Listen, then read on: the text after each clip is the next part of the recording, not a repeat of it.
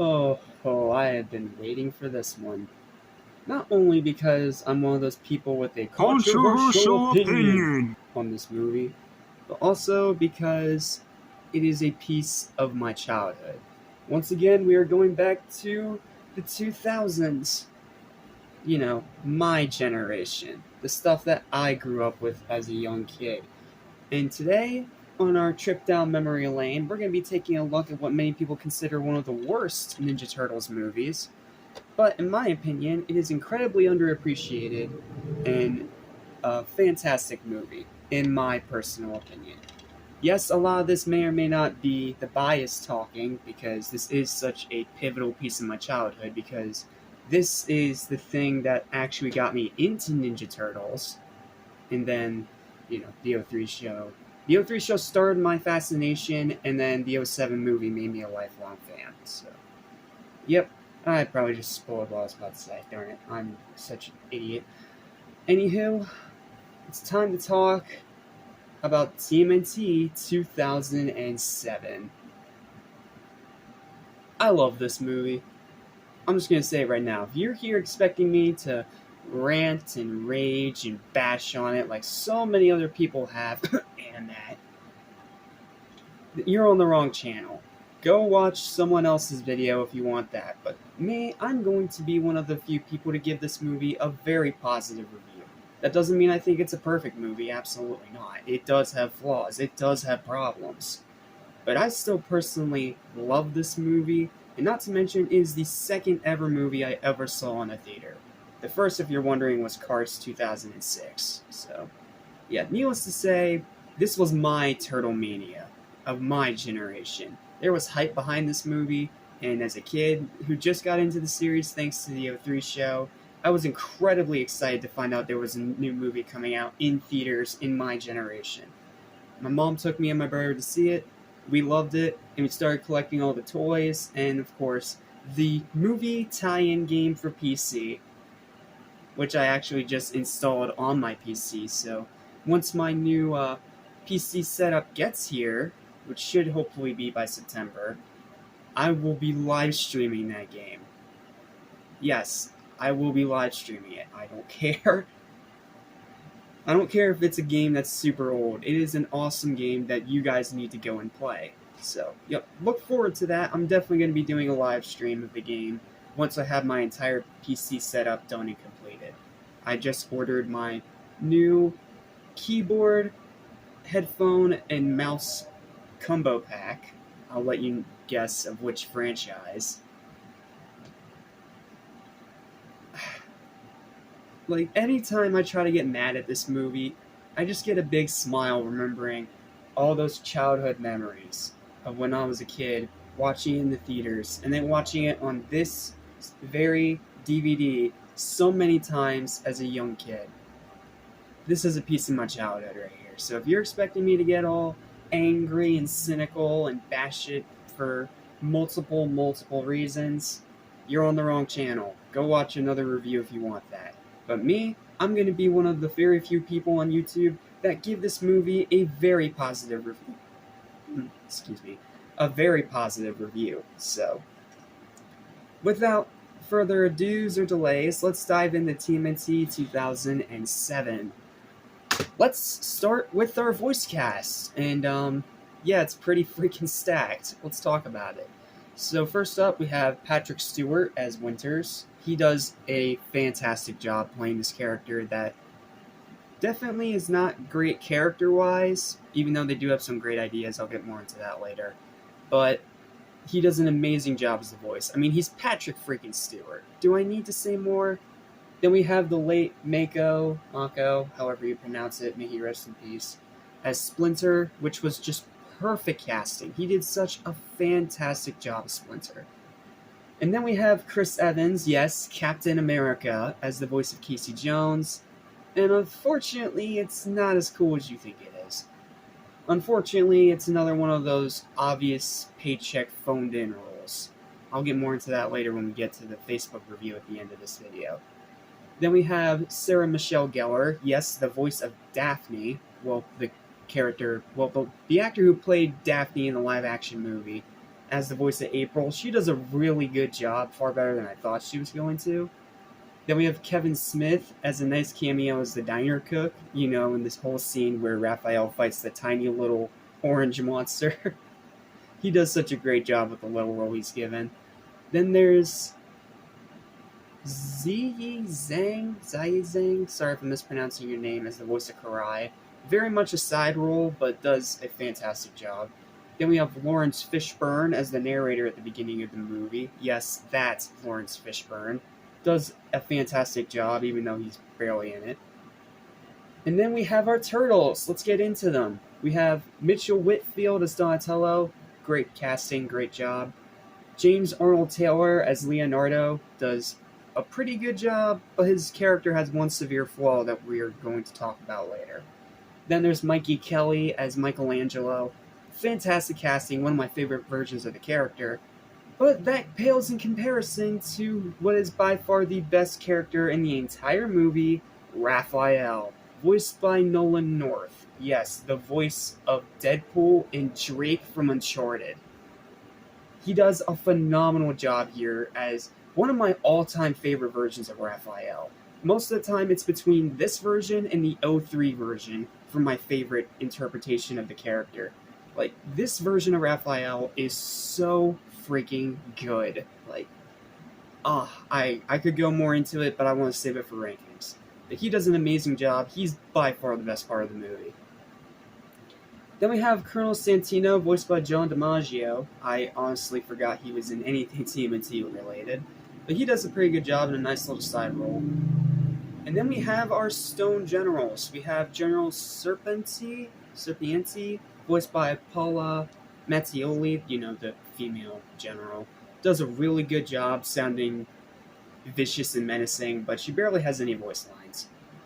Then, if General Aguila sounds familiar to you when you first watch this movie, which you can for free on YouTube right now, link will be in the pinned comment and the description, it's because he's voiced by the legendary Kevin Michael Richardson. I don't need to say more, he's Kevin Michael Richardson. Then Fred Tatasciore is back once again, playing General Gatto. He does a really good job, but again, very small role. And then we have D. Bradley Baker as some additional voices, as well as Greg Baldwin and Jeff Bennett. So, yeah, cast is pretty stacked. But I want to see if there's any more voices that I'm missing. Oh yeah, there are a few more. Jim Cummings is in the movie. Greg Griffin's in the movie. Yes, 2 different Daphnes are in this movie. That's both pretty cool and pretty funny. Then we have Chris Edgerly, Kim My Guest, Jennifer Hale. Yes, that Jennifer Hale, the current voice of Bayonetta. Jess Harnell, Phil Lamar, that Phil Lamar from Futurama.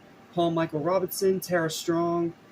She's Tara Strong. And Billy West. Yes, one of the most well-known versions of Shaggy Rogers. The guy that voiced him in the original Mook movies. Well, the first 3. He wasn't in Cyber Chase, but we'll get there when we get there. I'm spoiling facts for another video. So yeah, cast is pretty stacked with a bunch of well-known voice actors and names that all do mostly a pretty good job. Honestly, Chris Evans Casey is the only one that severely disappoints me. The rest either do really good, or in the case of Nolan North's Raphael, phenomenal. So yeah, definitely about an A to a B+ on the voice acting. Amazing job there. Alright, trivia time. Oh, how would I rate it? I'm not going to say it till the end, but I am going to rate it on my IMDb. Okay, let's read some facts. I'm only doing 5 because I only did 5 for the other movies. Except for 3. 3 I didn't do that. Oscar-nominated actor Mako was announced as the voice of Splinter at San Diego Comic-Con the day before he passed away. Fortunately, he had finished the majority of his voice work. Rest in peace, man. You did an amazing job as Mako. While Leonardo, Raphael, and Donatello all have brown eyes, Michelangelo has blue eyes. According to writer and director Kevin Munro, or is it Munro? Yeah, Munro. This was done to make Michelangelo seem a bit more innocent and younger than the other turtles, and I think it did that to great effect, even though Michelangelo is very much a side character in this movie, unfortunately.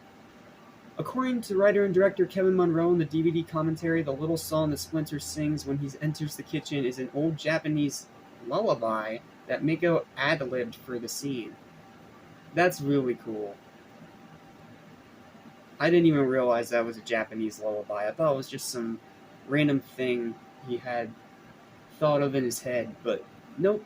Apparently Mako thought of it in his head and ad-libbed it. Now, for those of you who don't know what ad-libbed is, it's a lot like when actors add something that's not in a script, but if the people that are working on the movie like it enough, they'll allow it to stay in the movie.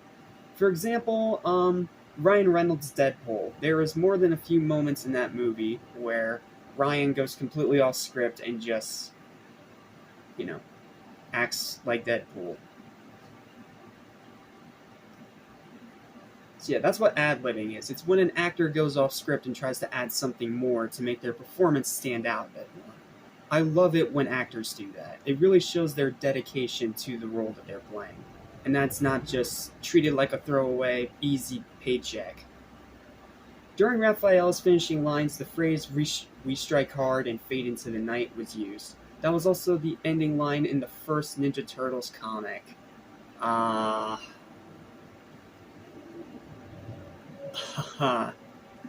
That's cool. I didn't even realize that. I haven't read the first TMNT comic in years, so I didn't even realize that. But that's a really nice little homage there. And I'm pretty sure, correct me if I'm wrong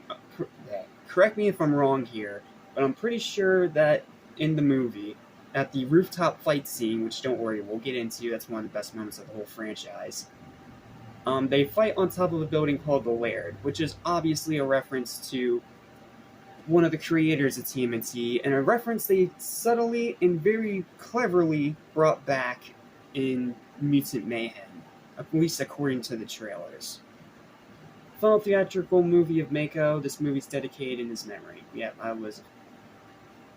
I already kind of knew that, but that's still a nice fact. And it's interesting that there are two TMNT movies to be dedicated to someone who sadly didn't get to see the full final product.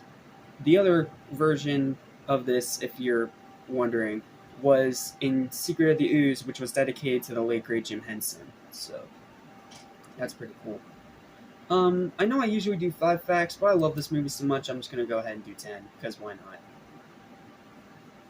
During the fight between the Night Watcher, aka Raphael, and the monster in the diner, at one point a refrigerator falls on top of the monster and the music cuts out and the monster is heard making a whimpering noise. This was actually a mistake in the soundtrack, but when the filmmakers saw it, they couldn't stop laughing and left it in the movie. That's funny. According to James Arnold Taylor, the voice of Leonardo, several characters had already been recorded using established voice artists before the Weinstein Company became involved with the movie, at which point the characters were revoiced by celebrities such as Sarah Michelle Gellar, Chris Evans, and Patrick Stewart. Okay, well, if the voice work was already done by established other voice artists, why revoice? Is it just so you can have more names on your poster? You know that doesn't work very well, right? I mean, look at DreamWorks. They usually don't do very well when they pull that kind of crap. So, yeah, not a fan of that. Karai'S first movie appearance. Interesting that she wasn't in the original trilogy. In her original Mirage comic incarnation, Karai was completely unrelated to the Shredder and is actually a member of the Foot Clan's Council of Five, higher ranked than the Shredder in the Foot Clan's global hierarchy. It is presumed Karai has the same status in this movie, as she is not referred to as the adopted daughter of Shredder as she was in TMNT 2003. Interesting. How many facts are we up to? 8? We'll do 2 more. Some of the 13 monsters are based on actual monsters from popular myth. The first one that appears in the unfinished building is based on the Yeti. The next one to be captured is obviously the Cyclops from Greek mythology. The one that eats the pigeon on the building is clearly modeled on a gargoyle. And the one in the diner brings to mind the Jersey Devil. Interesting, they pulled inspiration for these designs from actual myth and urban legends. That's interesting. TMNT 2 would have loosely adapted the Turtles' 13-part comic book saga City at War. Aww, that would have been so cool to see in this animation. Michelangelo feels like the odd man out amongst his brothers, not being taken seriously. With the best of intentions, the character runs away and joins the Foot Clan, donning a black bandana. Okay, I forgot about that. Meanwhile, the Turtles travel to Japan and cross paths with Karai in an adventure resulting in a return of their arch-nemesis, the Shredder. TMNT 3 would have featured the Triceratons, as well as the Technodrome's arrival from Dimension X, with Donatello being a catalyst for the events. Kevin Monroe wanted Michael Clark Duncan to voice Commander Mozart. He even had poster designs already in mind for TMNT 2, a wet city street by a manhole cover, Mikey's orange bandana lying on the ground, and its sequel, the Technodrome with the Turtles very small in the foreground. Aww, lost potential, darn it. That one just makes me sad. That makes me sad. Okay, we'll do one more.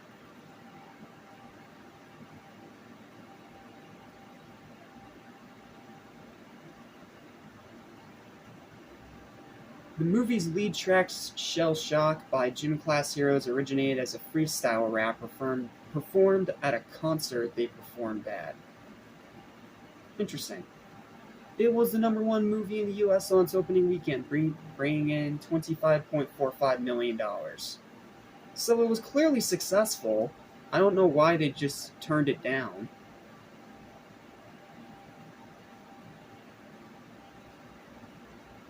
That's weird. Yeah, there's a ton of other facts on here. So if you want more information on that, then link will be in the description. But we're going to stop there. That's enough trivia. We still got to go through the storyline. Oh, quotes. We got to do quotes too. I almost forgot. Okay, we'll do a couple of these. Oh, I gotta do this one. This is probably one of the most well-known interactions in the movie. This is when Raphael is revealed by Leonardo to be the Night Watcher. And this is how he reacts. You are so smug, you know that? You think the world revolves around you, don't you? That we couldn't possibly survive without the mighty and powerful Leonardo to guide us through our problems, huh? Well, I've got a newsflash for you. We got along just fine without you. Oh, and this qualifies as just fine? Dressing up like it's Halloween every night? Risking the safety of our family? I mean, come on, what were you thinking? Don't push it, Leo. You can't leave home and come back expecting us to fall in line again, like your little soldiers. Hey, I was trained to be a better leader, for you. Why do you hate me for that? And whoever said I wanted to be led? I'm better off calling my own shots now. Get used to it. You aren't ready. You're impatient and hot-tempered, and more importantly, I'm better than you. Oh, you know something, big brother. I have to disagree with you on that one. Don't do this, Raph. I'm done taking orders. That is just as awesome as I remember. I love that part so much. Okay, what's another one?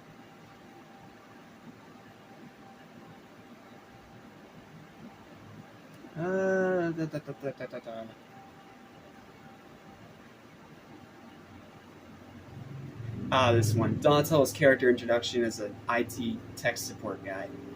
Sir, did you turn the computer on? Have you plugged it in?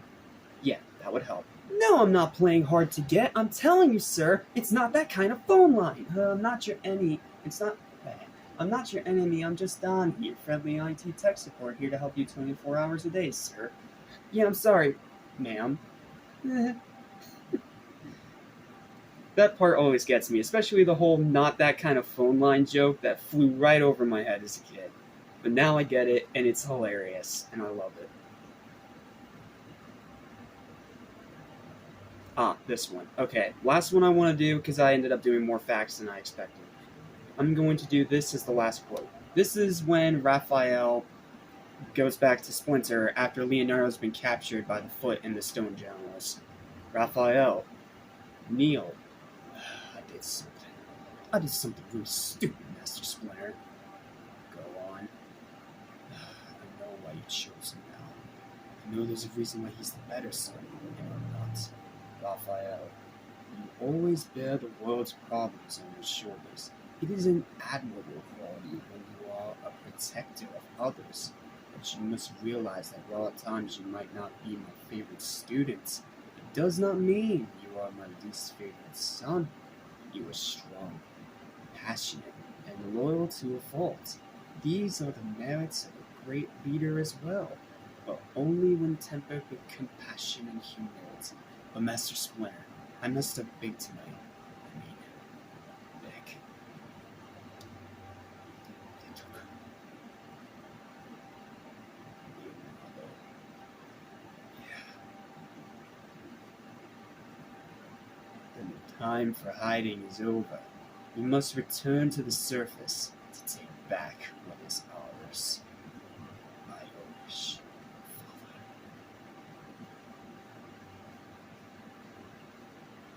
Okay, and, okay, one more. This is the final line of the movie, and of course it's from Raphael.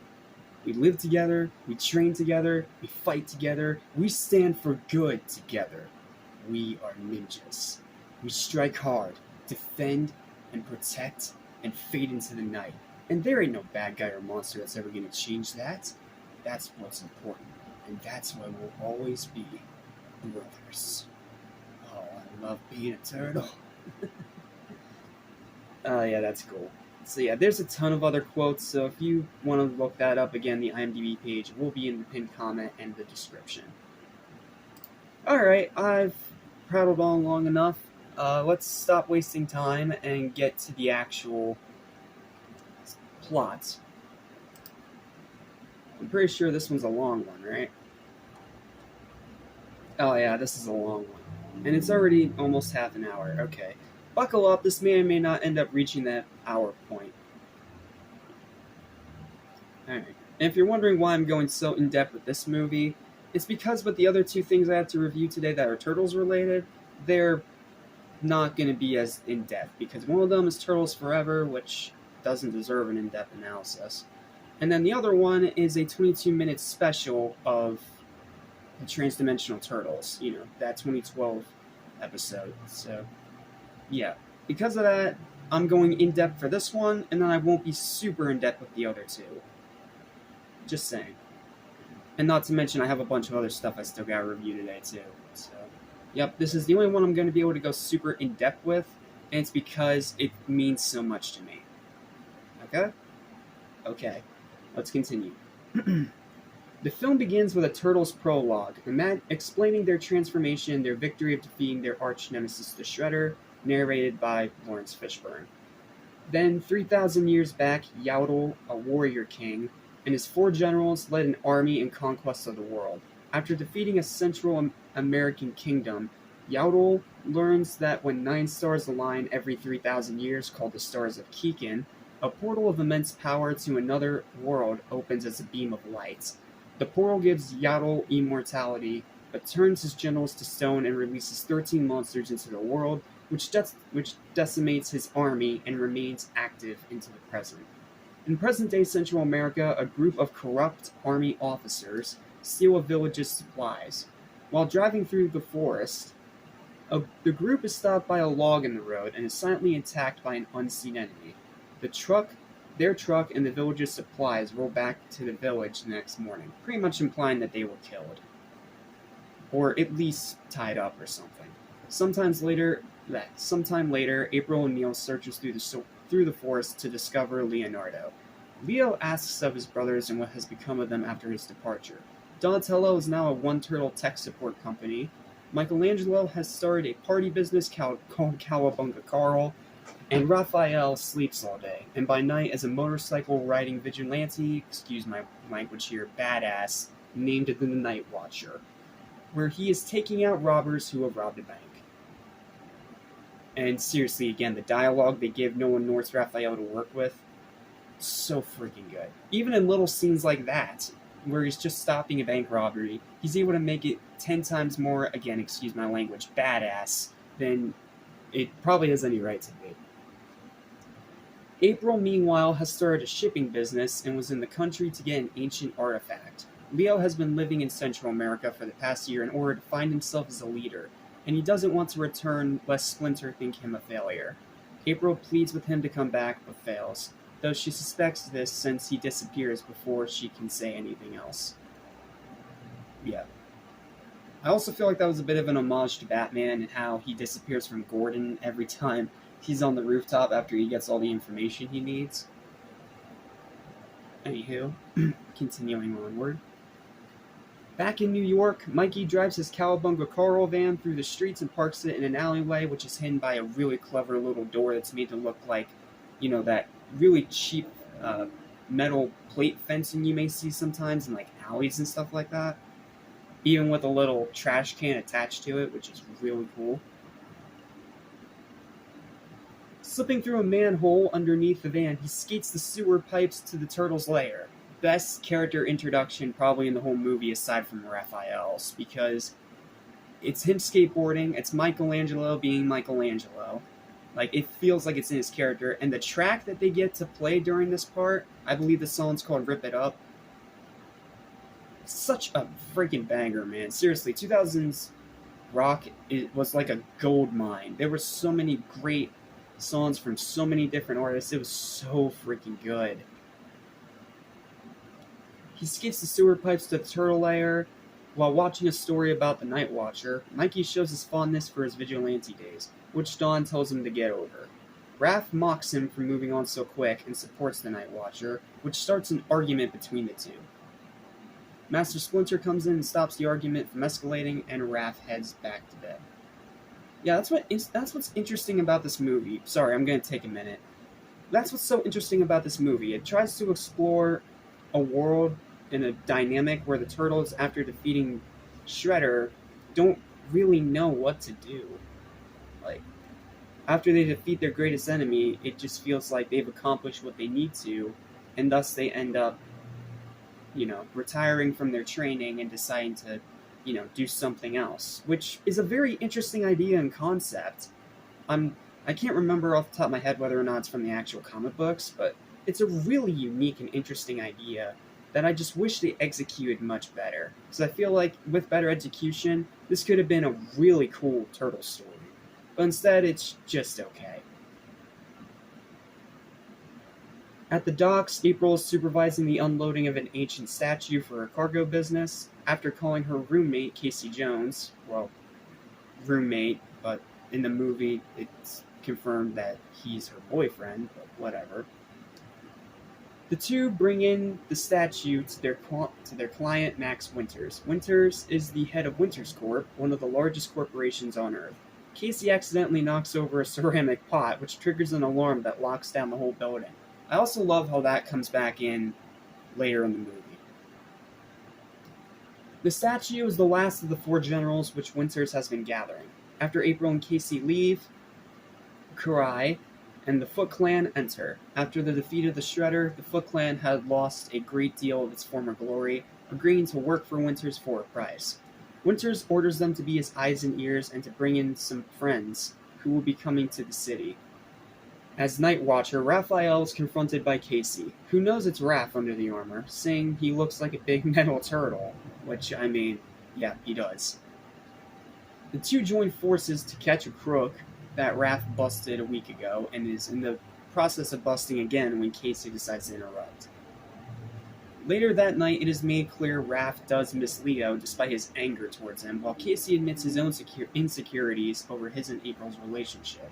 Again, more really cool ideas that could have been explored. Like, this is a very domesticated Casey. He doesn't have that same anger and rage that he had, in his glory days. Instead, he's more domesticated and trying to do right by April, which is a really interesting concept. And again, with Raphael having missing Leo, but also being very angry towards him, it fits his character and it makes a whole lot of sense.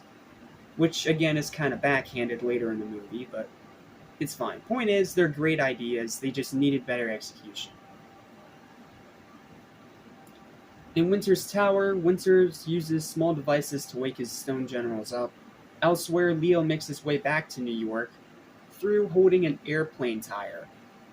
Or in other words, stowing away in the cargo hold, and then once the wheel goes down, hanging off of it, and then gliding. I had that gliding Leonardo action figure when I was a kid, by the way. Really cool toy, and the glider actually did work somewhat. It was still a cheap toy, but it still worked. It was still pretty cool. I also had sorry, I'm really going off topic here, I know, but I also had a parachuting Leo figure. Those little figures you had back in the 2000s where it was like a tiny little figure of either just some random character or an actual licensed character like Spider-Man or Batman or anything like that. And they have this like, what was the name of the material?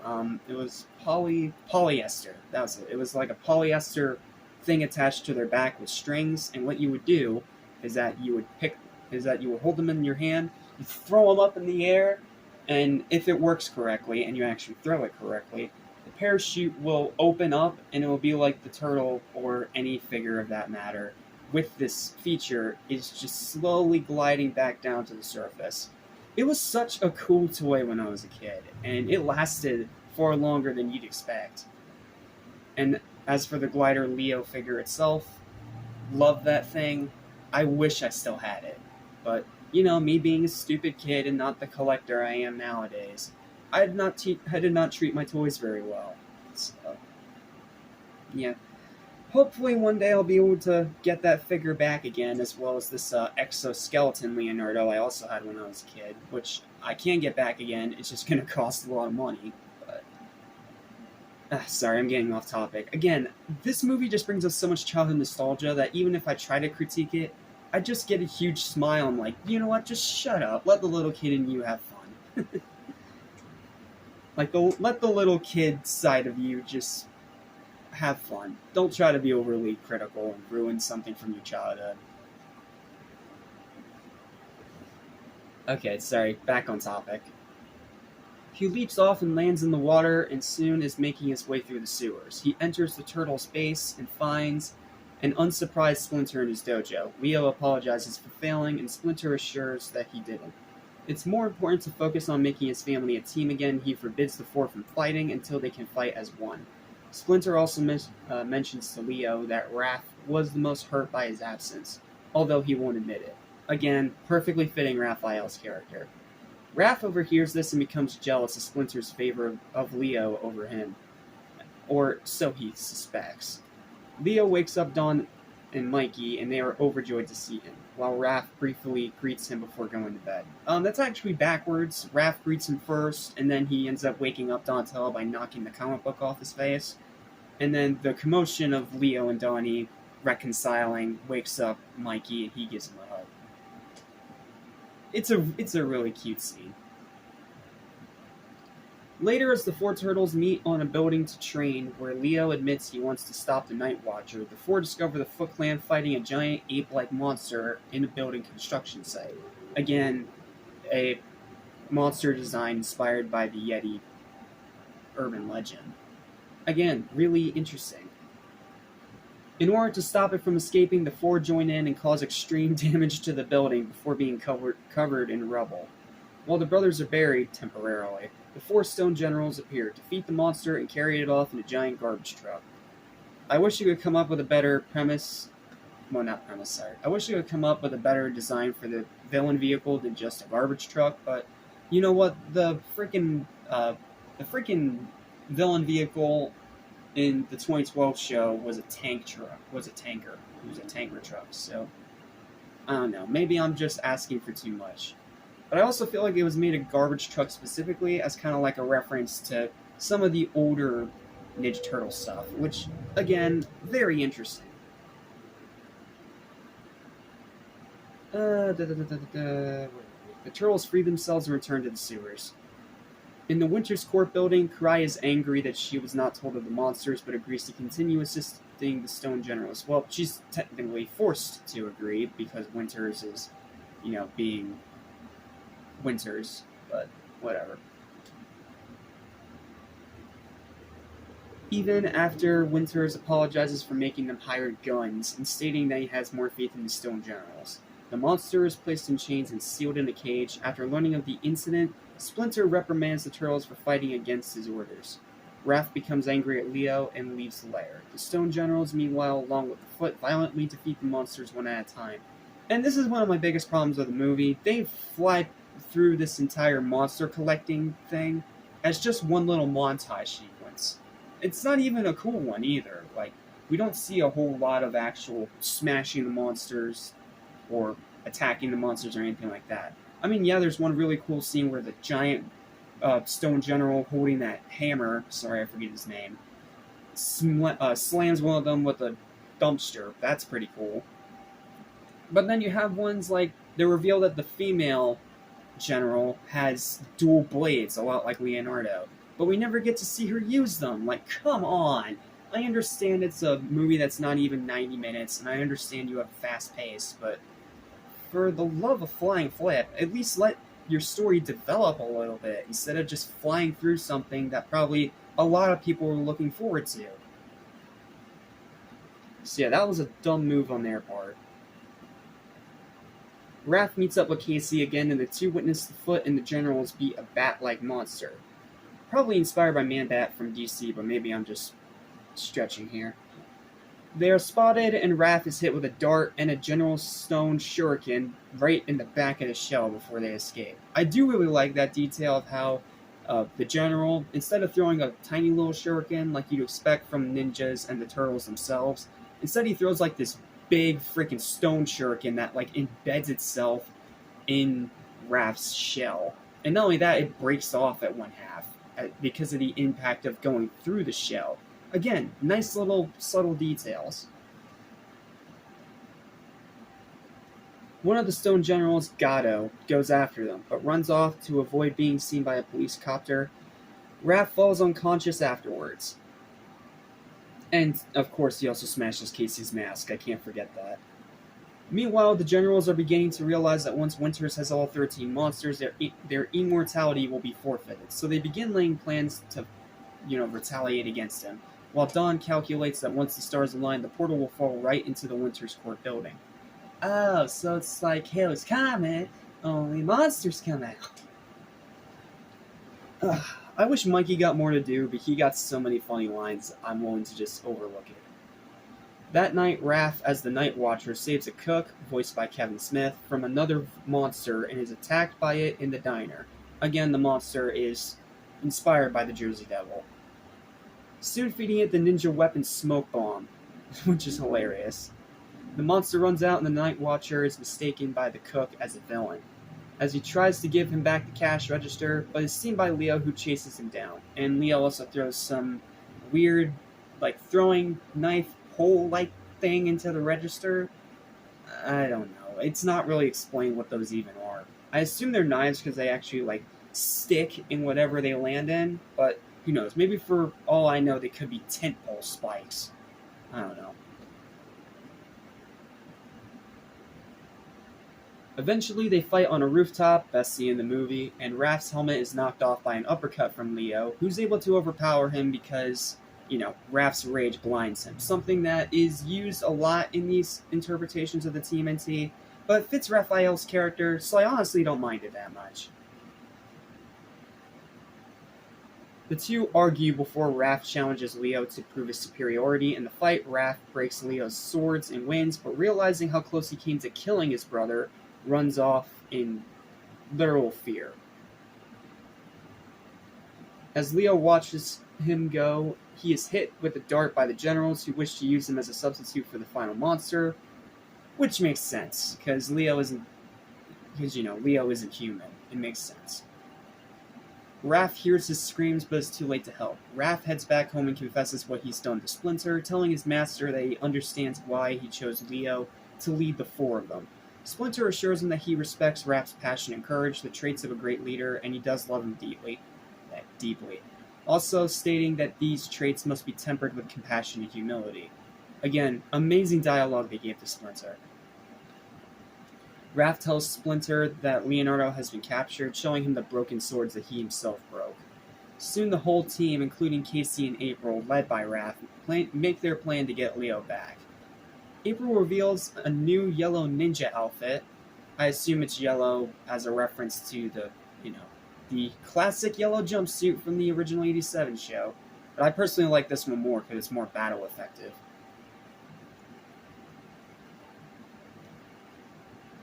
She got in Japan and gives Casey a black hockey mask. I love the black hockey mask. I really wish they used it in more versions of the TMNT because, like, I love Casey's whole blacked out gear in this final scene, and I wish they used it more in other adaptations. Like, it looks so freaking cool, especially the black mask, which is metal this time, so it can't break as easily. Whereas with the classic white mask, it was just plastic. Again, really nice detail sprinkled all throughout this movie if you're paying attention. The stars align and a beam of energy shoots from the sky and down the roofless tower of Winter's building. Inside, Winters is starting out the process when things start going wrong, and as the battle between an army of foot and the turtles rage outside, the generals tell Winters that they have no plans on becoming mortal again. The turtles get into the building after a really cool fight with the Foot Clan, and shut the security doors to keep the Foot out. This is accomplished by Casey, who breaks another ancient-looking piece of pottery, closing the heavy metal doors. Again, a really nice callback to the opening scene where it was done by accident. This time it's done on purpose to keep the Foot out. Really nice, really nice callback.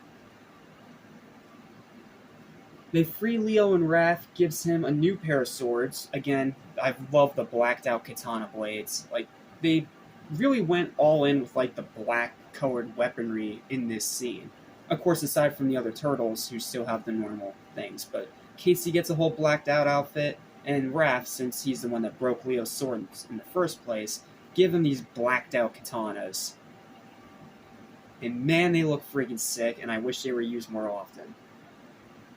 Which I think they kind of were, because in the 2012 show, correct me if I'm mistaken, but all the turtles, when they get in their Super Shredder garb for the final battle, they are given blacked out weapons, so I think that's a reference to that, but again, maybe I'm just stretching it and trying to make sense of something that's not supposed to make sense because the two aren't even connected outside of IP, and now I'm rambling and being a stupid idiot, so I'm going to shut my mouth and continue what I'm supposed to be talking about.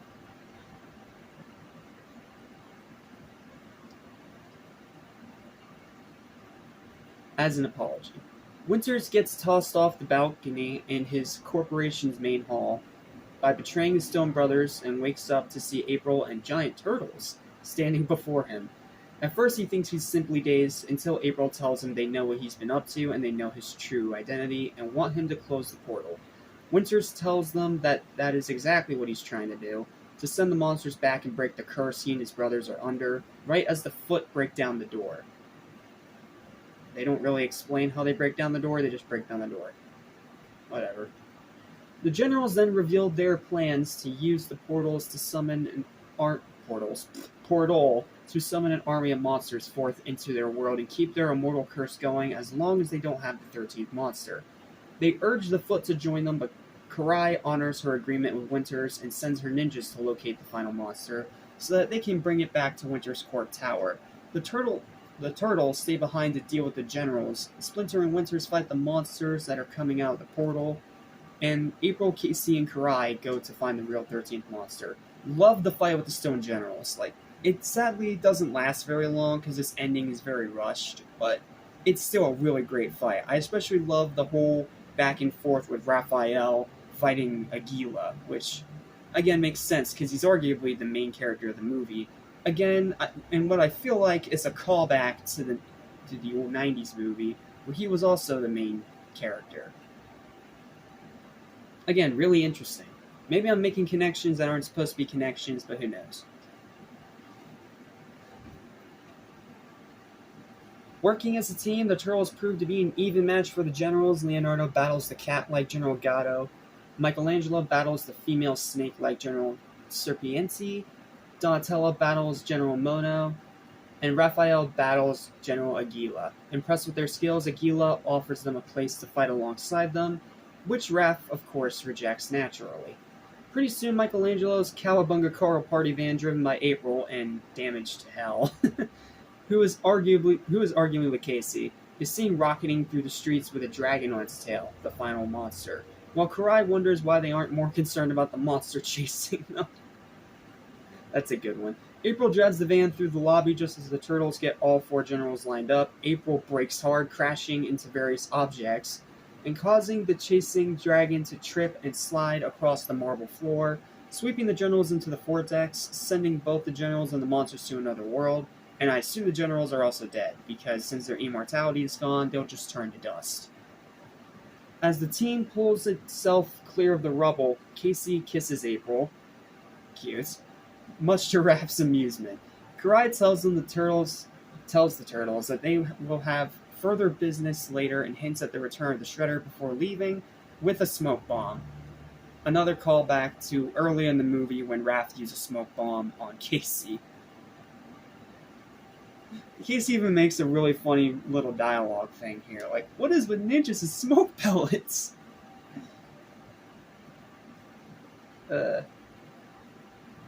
Winters, laughing joyously, dies, turning into dust which Mikey accidentally breathes in and gets up his nose. Back at the headquarters, Splinter puts Winter's battle helmet on a shelf in his dojo, along with the Shredder's helmet.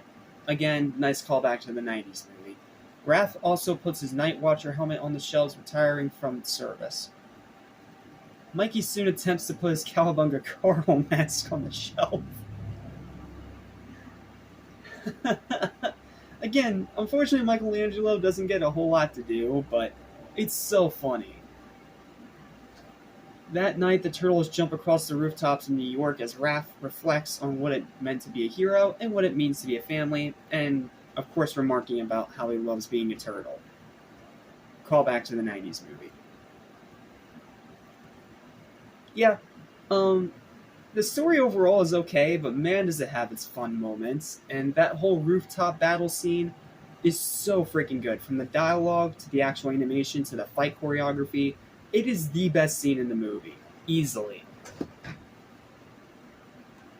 But honorable mention to the scene in the building construction site where they're fighting the Yeti-like monster, where Raphael is diving down as the other turtles are tumbling with the monster, you know, like a big bowling ball. And Raphael, to get down there, goes all the way over here, pretty much down this elevator shaft looking thing, and then he uses his size to grind on the freaking elevator pulley rope thing to get down to the surface just right before the other turtles and the monster come crashing through. That scene's really cool too. And of course, Mikey's character introduction with the skateboard. So many great scenes in this movie. It's just sadly not in a very good story. The story is just okay. It's very disjointed. The ending is very rushed, but it's still overall very good and very well done. I really like it. So the story is just okay, but I enjoy it so much, I don't care. Okay, now for the written analysis. And this is another lengthy one, so strap yourself in, and it's already almost at the 50-minute mark, so probably by the time I actually get to my final verdict, this will be an hour-long video. So, yep, that's your warning. This is probably an hour-long video, but if you stuck around this long, then you probably already know that, and really enjoy hearing my thoughts on this movie. So, let me find my written review here. There it is. Okay.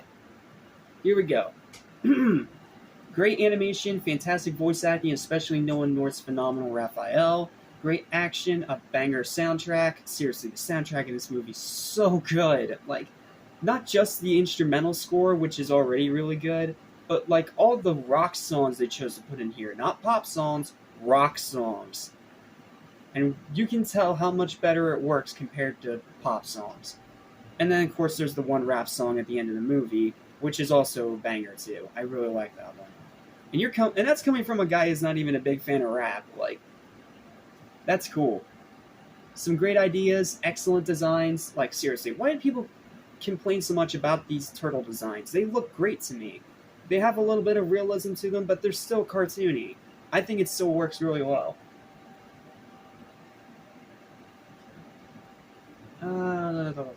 pretty good humor, a fast pace, a perfect runtime of less than 90 minutes that doesn't overstay its welcome. That entire rooftop fight scene, which is one of the best moments of the entire franchise, even the haters can agree with that one. Really solid writing, great attempts at deeper morale dilemmas, high rewatch value, and just an all-around blast to watch, even almost 20 years later. That being said, though, it's not a perfect film. Leo's hypocrisy is obnoxious. This was more brought up to me on this most recent rewatch after watching a couple other reviews of this movie. Yeah, this Leo's kind of a hypocrite. It is obnoxious. I will not even try to defend that. But I don't think this is one of the worst versions of Leonardo ever, like some people say. It's a very okay Leonardo with a huge character flaw. The story itself is just okay, I already went over that. Chris Evans is severely disappointing as Casey Jones, and sounds like he's just phoning it in for most of the runtime. Yeah, that's pretty much exactly what it sounds like, which sucks because Chris Evans is a great choice to voice his character, but I guess he just didn't care. The execution of its great ideas is very hit or miss. The villains, while cool and have great voice acting, are forgettable throwaways. The ending is rushed, and sometimes it just moves way too fast to actually let the story and characters fully develop. And of course, it unfortunately has the name of a disgusting scumbag attached to it as a producer, and this is under his production company. Will not state his name, but if you know, you know. I'm not stating his name because the scumbag doesn't deserve any more attention than he's already gotten, okay? Moving on. Overall, despite its flaws, I will always love this movie and still actively defend it against the haters and snooty critics. It's a very cherished piece of my childhood and is one of the reasons why I got into TMNT in the first place, seeing it in theaters as a kid and then watching the DVD a ton. Add on to that all the toys I had back then and the fantastic, highly underappreciated tie-in movie game that I played nonstop, and you have a very happy kid who became a TMNT fan for life. I can understand those who don't like it, but this will always be one of my personal favorites. Highly recommended, especially since it's free on YouTube. Yeah, huge thank you to YouTube. This is one of the movies that they made 100% free to watch. It doesn't even have ads in it either. Like, you know how sometimes they have a movie on the site and it's free with ads? This one's just free. I didn't run into a single ad the whole time. But I don't know, maybe it's because I had an ad blocker on my PC. Who knows? And the only reason I watched it on YouTube was because A, I wanted to see how it actually turned out on YouTube, which is pretty good, and B, because this disc is scratched to hell. I watched it so many times that just like the 90s movie DVD, it has not held up very well. So, yeah. So, that's my written review, my pros, my cons, my character analysis, my designs, my overall yammering. So, let's get to my full final thoughts on this movie. I love it. I do not care how much hate I'm going to get for that, but I love it. It is a piece of my childhood. I will always hold it very close to my heart, and without it, I wouldn't be the Ninja Turtles fan I am today. The '03 show got me interested, and then this got me fully fledged into the franchise. And of course, even though I didn't understand the hypocrisy back then, it was also one of the reasons why Leonardo became my favorite turtle. So, yeah, I hold this movie in very high regard, and while I can easily pick out many, many flaws, I still love this movie, and I'm going to give it a much higher final verdict than most of the critics do. And honestly, most than others do online, anyone who reviews this movie, really. So, my final controversial verdict for TMNT 2007 is going to be a hot take, but I don't care, super nostalgic, very high, super solid, 8 out of 10. I cannot recommend this movie highly enough. If you, for some reason, haven't watched it yet, go watch it right now with Mutant Mayhem right around the corner. It's the perfect time. Not to mention it's free on YouTube, so you don't have to spend a penny to finally see this movie. It is a fantastic movie. It's a piece of my childhood, one of the best movies of the 2000s, and I will always hold it in very high regard. Okay. Super long review is now finished and done and over with. Thank you guys so much for watching. Thank you for taking this trip with me down memory lane. Please don't forget to like, share, and subscribe if you want more content like this. And huge thank you for all of you that have been watching the All-Star Brawl 2 video. I put a lot of work into that video, and I'm happy to see so many of you guys enjoying it. And please let me know your thoughts and opinions on this movie in the comments down below. I know it has its fans. I'm definitely one of them. But if you're one of those people that's a little bit more mixed on it, feel free to tell me why in the comment section. I'd love to hear your thoughts. So that's all for this review. Thank you guys so much for watching, and I'll see you guys next time when we talk about the painfully average piece of mediocrity that is Turtles Forever in a much, much shorter review. And wow, we actually got this done before the hour mark. I'm impressed. So that's it for this review. Thank you guys so much for watching. I'm Jat Small of Animation Station, and I'll see you next time for Turtles Forever. Cowabunga, dudes! Please go watch this movie. It's free on YouTube. Link in the description. Peace.